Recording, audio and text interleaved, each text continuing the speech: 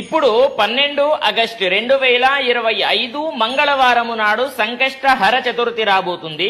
గుర్తుపెట్టుకోండి, శ్రావణ మాసంలో సంకష్టహర చతుర్థి అంటే చాలా విశేషమైనటువంటి రోజుగా చెప్పాలి. అయితే ముఖ్యంగా నేను విద్యార్థులకు చెప్పడం జరుగుతుంది. స్కూల్లో చదువుతున్న వాళ్ళైనా సరే, కాలేజీలో చదువుతున్న వాళ్ళైనా సరే, మీరు కాలేజ్ నుండి లేదా స్కూల్ నుండి రాగానే ఏం చేస్తారు?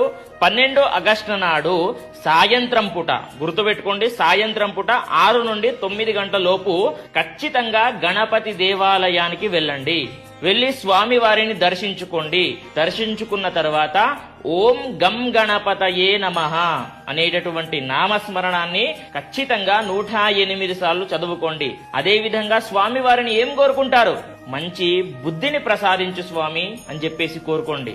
బుద్ధి కావాలి. విద్య అందరికీ ఉంటుంది, కానీ బుద్ధి కొందరికే ఉంటుంది. ఆ బుద్ధి విద్య రెండు కావాలని చెప్పేసి స్వామి వారిని కోరుకోండి. మనకి బుద్ధి విద్య ఎవరిస్తారు? గణపతియే ఇస్తాడు అనేది గుర్తుపెట్టుకోండి. ఈ రోజును ప్రతి ఒక్కరూ ఉపయోగించుకోండి అనేటటువంటిది ప్రతి ఒక్కరికి తెలియజేయండి. స్వస్తి, సర్వే జనాః సుఖినో భవంతు.